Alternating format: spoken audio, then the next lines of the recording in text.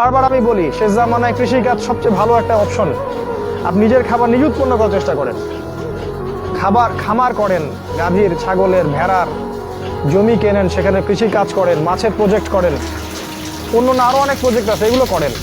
ওই শহরায়নের দিকে দৌড়াবেন না, ওইটা ধ্বংস হতে যাচ্ছে সামনে।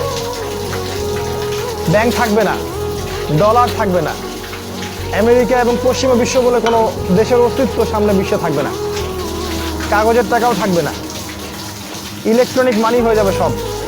আপনার সম্পদ তার লুটে পুটে খাবে এবং ইসরায়েল থেকে সব নিয়ন্ত্রণ করা হবে, ওই ইসরায়েল থেকে যেটা ইহুদিরা দখল করে রাখছে।